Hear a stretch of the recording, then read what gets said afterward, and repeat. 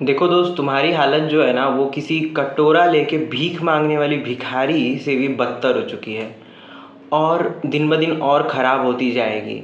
तो उससे पहले ही समझ जाओ, अदरवाइज़ तुम्हारे साथ भी वो चीज़ें फिर रिपीट होंगे। आपने ज़रूर देखा होगा भाई बंधु जो भी मेरे देख रहे वीडियोस की, एक सीन ऐसा होता है जहाँ पे जो दोस्त है वो after 5 6 years 7 years 8 years what ever might be the situation वो बिट्रे करता है। और जब आप एज एन इनोसेंट पर्सन, खुद को इनोसेंट पहले तो मत बोलो, मैं इस पे बाद में आऊँगा, और आप as an innocent person, so called innocent person, खुद को ब्लेम करने लगते हो कि मैंने इतना टाइम जो है अपना इन्वेस्ट कर दिया कि ऐसे दोस्त के ऊपर मैंने भरोसा किया और उसी दोस्त ने मेरे पीठ पीछे खंजर मार दिया। ठीक है, ऐसा सीन अगर होता है आपके साथ तो ये वीडियो आपके लिए है। Don't try to find good friends. अब चलिए बात करते हैं कि why we need to not find good friends.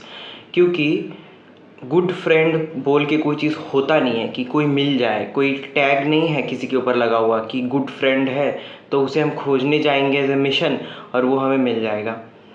Scene ऐसा भी होता है कि लोग क्या करते हैं, अपने तरफ से सब बेस्ट देते हैं, सब कुछ बेस्ट देते हैं ताकि एक रिश्ता जो है, एक दोस्ती जो है वो टिकी रहे। ऐसा फील होता है जैसे कि तुमने अपना सारा कुछ मतलब दाव पे लगा दिया हो। अब तुम ऐसे किताब ऐसे खुले हो दूसरे के सामने कि उस बंदे या बंदी ने तुम्हारे बारे में सब कुछ पढ़ लिया है, सब कुछ लिटरली तुम्हारे A to Z तक जितने भी सेक्शंस हैं वो उसने पन्ने पलट पलट के पढ़े हैं, क्योंकि तुमने उन्हें मौका दिया था कि वो उसे पढ़े और तुमने यही सोचा था शायद कि वो तुम्हें बिलीव करेंगे। But at the ending you found कि ओ माई गॉड, दे लेफ्ट यू। तो उन्होंने तुम्हें छोड़ा नहीं था, उन्होंने पहले भी तुम्हें अपनाया कहीं से भी नहीं था। वो तो बस अपने हिसाब किताब तुम्हारे साथ कहीं ना कहीं मिला रहे थे कि कहीं तुम उनके जो पैरामीटर्स हैं, उनके जो पल्ले हैं, उनके पल्लों में तुम आ रहे हो नहीं हो, उनके वेइंग मशीन में तुम फिट इन बैठ रहे हो या नहीं हो, ताकि तुम्हें वो कहीं ना कहीं अपने पार्ट का यानी अपनी आइडेंटिटी का हिस्सा बना सके। इंसान इतना सेल्फिश होता है ईगो वाइज कि वो अपने जैसा या फिर अपने एम्बिशियस गोल्स के अलाइंड वे में फ्रेंड ढूंढता है। तो ये कहावत जो आपने बहुत बार सुनी होगी कि जो रोटेन एप्पल है वो दूसरे जो गुड एप्पल है उसको बिगाड़ता है, ऐसा होता नहीं है। रोटेन एप्पल गुड एप्पल को नहीं बिगाड़ रहा होता है, गुड एप्पल खुद जाके अट्रैक्ट हो जाते हैं रोटेन एप्पल के चक्कर में और रोटेन एप्पल उसे मैनिपुलेट करता है ताकि वो अपने जैसा बना पाए। अब वो गुड एप्पल अगर स्मार्ट है ना तो वो गुड एप्पल कभी भी सड़ेगा नहीं।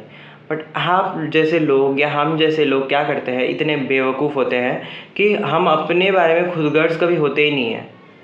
रीज़न जानोगे क्यों? क्योंकि हमें वो केयर, हमें वो ट्रस्ट, हमें वो जो इनोसेंस है, हमें जो दिल खोल के खुद को रखना है ना भाई कि प्लीज़ भाई ट्रस्ट कर ले मेरे पे, प्लीज़ बहन ट्रस्ट कर ले मेरे पे, प्लीज़ दोस्त मेरी बात तो सुन लो, ये कभी मिला नहीं है। तो उसे एक्सपीरियंस करने के लिए ना हम इतने भोले भाले हैं कि हम किसी पे भी भरोसा कर लेते हैं। अगर उसके साथ हम चल ले, वो थोड़ी सी मीठी बातें बोल ले, थोड़ा सा मैनिपुलेटिव गेम खेल ही ले वो, तो हम खुद को ब्लेम करके भी खुद को दाव पे लगाने को तैयार हो जाते हैं। सीन ऐसा होता है। तो गलती कहीं से भी आपकी नहीं है एज एन अननोन, मतलब as a person who is not knowing कि what is actually going wrong.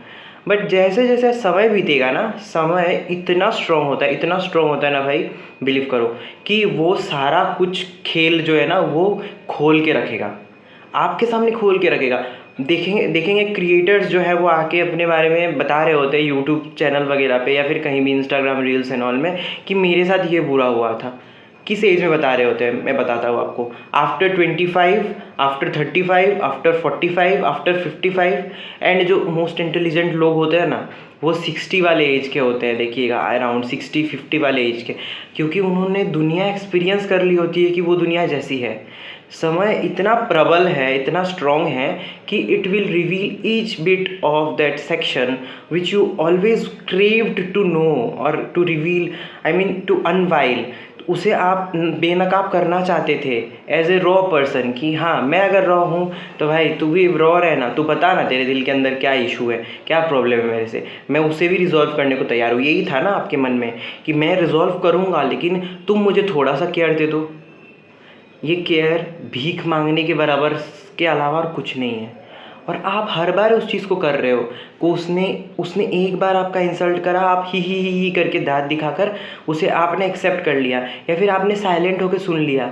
आप थोड़े दिन नाराज़ रहे, दुखी रहे, फिर से उसके मैनिपुलेटिव गेम में फंस गए, फिर से वो आपको कॉल करता है या करती है, आप तुरंत पहुंच जाते हो कि हाँ भाई मीटिंग करने वो बुलाएगी या बुलाएगा, तो आप अपना सेल्फ रेस्पेक्ट खो के जाओगे। आपको ये लग सकता है कि नहीं मैं अपना सेल्फ रेस्पेक्ट रख के इस बार सुनने जाऊंगा।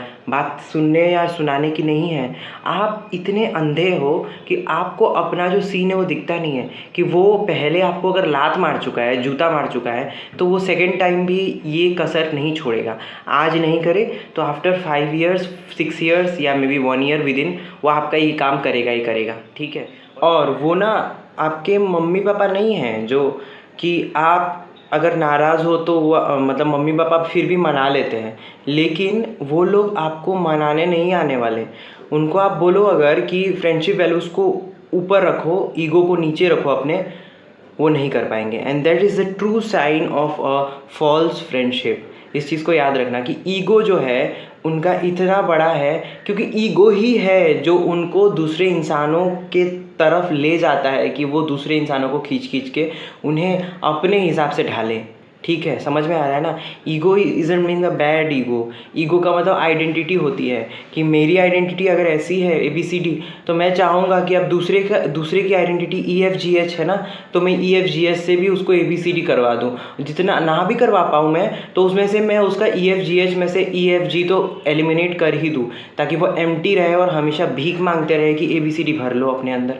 तो सीन वैसा होता है। समय दो, बहुत सारा टाइम दो ऐसे लोगों को कि वो आकर अपना जो गलती है वो आपके सामने रख पाए। इतनी हिम्मत उनके अंदर नहीं है ना, तो साले निकले वो लाइफ से। ऐसे दोस्त, ऐसे कवर्ड्स की आपके लाइफ में कोई ज़रूरत नहीं है। These are fake people which just know how to they just know how to abuse you in their own way. They are like a puppeteer, जो कि पपेट का खेल खेलते हैं ना, ये वो लोग होते हैं कि दोस्ती के नाम पे पपेट्स नचाते हैं। उनको एंटरटेनर की ज़रूरत है। आप मिल जाते हो एज एन एंटरटेनर। आपको फ़ोन करेंगे इधर चले आओ, आपको फ़ोन करेंगे ये कर दो, आपको फ़ोन करेंगे, बट उनकी बात, अपनी बात कभी सुनी है उनके कानों से कि हाँ भाई तुम्हें इसकी ज़रूरत है। उन्होंने खुद से आकर अप्रोच करके पूछा कि भाई तेरी किस चीज़ की कमी हो रही है क्या, तू मैं पूरा कर देता हूँ या फिर मैं तेरे बदले कर देता हूँ। रेयरली हुआ होगा। इनिशियल डेज में दिखावे के लिए कर भी दिए होंगे, बट जैसे जैसे समय सामने आता है वैसे वैसे वो रिवील होना शुरू होता है कि ये लोग ऐसे होते हैं और वो एक्सपोज हो जाते हैं। Now let's come to the point that why we need to not find a good friend. And good friend फिर नहीं अगर हम खोजेंगे तो क्या हम अकेले रहेंगे। बात अकेले रहने की भी नहीं है, और बात ये भी नहीं है कि हमें खोजने जाना है और अपने लाइफ को मतलब भर के किसी भी कचड़े से मतलब सराउंड कर देना है। ठीक है, बात ये है कि वेयर यू आर लैकिंग, कौन ऐसा इंसान है जो उसको जब भरता है, ठीक है, तब वो सेल्फलेस रहता है बहुत हद तक। तब आपको एक बर्डन फील नहीं होगा कि उस इंसान ने मेरे ऊपर मेहरबानी किया हुआ है, ठीक है। और वो इंसान जताएगा भी नहीं, कभी एक बार भी जिक्र नहीं करेगा कि मैंने तेरे लिए ये करा है। Good friend does not tell all these things. At least सामने तो नहीं बोलते, अगर पीछे किसी को बोलते होंगे तो आई डोंट नो, बट सामने नहीं बोलते हैं। अगर जता रहे हैं तो these are not good friends. तो ना इसका एक नेक्स्ट पार्ट आएगा इस वीडियो का, जिसमें मैं बताऊंगा कि what is the purpose of friend. Making friend नहीं, making friend is a different thing, but what is the purpose कि फ्रेंड आपको चाहिए, and how to make good friends जो है वो उसे डिफरेंट वे में समझाना चाहूँगा। टिल देन टेक केयर, और आप अपने व्यूज़ ज़रूर शेयर कीजिए so that I get a help कि what are the topics which needs to be discussed.